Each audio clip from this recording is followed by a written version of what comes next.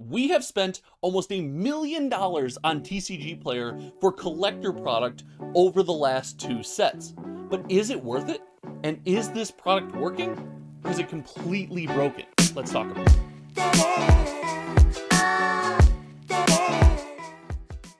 Outside of Magic 30th Anniversary Edition, I'm not sure there's a more polarizing product than current Magic the Gathering collector product. And as Wizards has recently stated for us, while they're going to keep releasing sets at an extreme pace, not every set is for us, for each individual enthusiast. So let's take a look today at collector product, the data behind it, and determine, as far as us enthusiasts goes, our average Magic fans, is certain collector product for us? When is it for us? And when should it be avoided? So to understand this, I think we have to talk about the 2 big problems with collector products. And I'm going to start with the one that's in the box. That's right, the contents of the box for collector product matter, but it's not just, hey, did I reprint cool cards? Let's take a look at some successful collector products. Look no farther than what I have in my hand, the Brothers War. The idea of serialized artifacts, or in the case of Kamigawa Neon Dynasty, Hidetsugu neon strip pink cards, or whatever they might be,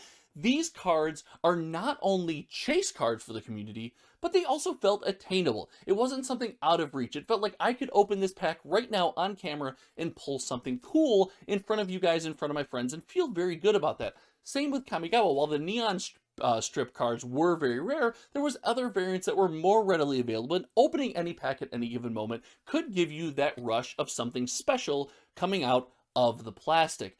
But that's not always the case, and this is what makes a lot of collector product feel very weird in today's day and age, and something we need to understand as enthusiasts. One of my favorite sets, Streets of New Capenna, was what I thought was a very exciting collector box. It's got some playable cards in there, and it's got some of the best variants I've ever seen, the gilded foils. It's got some cool commander stuff in there, but the community didn't inherently take to it. So we have to look at that and say, why didn't they take to it? And in my opinion, it's because the specialness, what was special in that box, was based around what was already printed in the set. There was no mystical archives. There was no Legends cards thrown in, which we will talk about in a second. There was none of that. It was based around the cards just printed for the Streets of New Capenna set. And because the community wasn't, super on the hype train for Streets of New Capenna, it wasn't something like Kamigawa, like we talked about earlier, which is an extremely popular plane. It's something that they really didn't take to, and because of that, the product wasn't really absorbed by the market. And when that happens, the Amazon dumps, they are a-coming. We see it for $110 on Amazon, and we start to rethink our life when we bought a case on release because we were really excited for gilded foils. Anyway, we have to look at what's in the box, and it seems like cards that are based around a set and a plane that's not a tried and proven piece of Magic IP can be dangerous. But then you look to Brothers War and something really special, a part of Magic's history that is chase and seems attainable, could prop that set up. Now, we mentioned Dominaria United in this, and that's where things can get weird. We can often say, hey, the reserve list and Legends cards is a time in Magic's history that people should be excited about, but the chase to open that tabernacle or something, the Angus Mackenzie, it felt so unobtainable that the community really rejected the project and say, if it's that rare of a chance, I'm not even going to try, is what it felt like. And then finally, we need to understand the biggest inherent flaw with collector products is definitely the amount they're printing, right? Back in the day, I think the theory of collector product was like, hey, we can print this, it'll be limited, it's available for a time, maybe the first third of a set's life cycle, whatever it is, and then eventually it sells out and players need to either turn to their collection or the secondary market, or open other products that will always be readily available. Looking at you, Draft Box, and then, as of Zendikar Rising, the set box.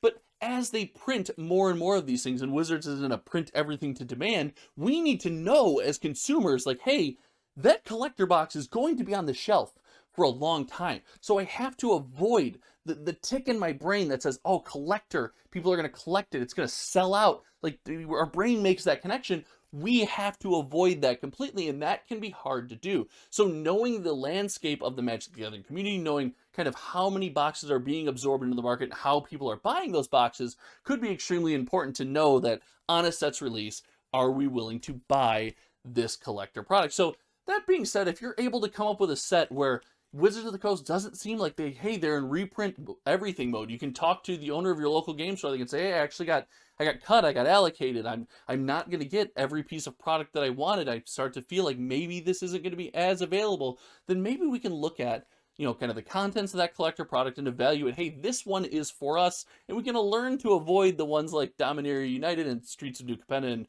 AFR and whatever it is that just feel like, oh my gosh, they're so available and it's $80 on Amazon in 3 months, and now I feel horrible. But looking at this information and knowing that, hey, on TCG Player for sealed product, 50% of all consumer spend for sealed products seems to go towards collector products, 50% plus. It's important for us to know that one day this might shift and collector product might be rare. And staring down a set like Dominaria Remastered, I feel like we have to apply some of the things we learned to decide how is this going to play out? And this is where the speculation starts. So I got data that's available. I guess I'll tell you now. All the data that I use to make these videos, tracking every sealed Magic product for sets that are releasing after the Brothers War, will be available on my Patreon at patreon.com/hometowntcg. So that's where I'm getting all the data here. So if you want to check that out, feel free, jump in the Discord, whatever it is. But I think it's super interesting to look and say, Dominaria Remastered kind of seems to fall somewhere in between. As far as what's in the box, there's a tried and true method of these retro frame foils. Now, they won't be as hype as something like Time Spiral Remastered because, well, let's face it, they're not going to be as rare. The fact that you're going to get a couple out of every collector box or whatever it might be, and that the draft box has none, it is going to skew those numbers. Don't open this expecting Time Spiral Remastered excitement, Time Spiral Remastered prices, Time Spiral Remastered rarity. You can't do that.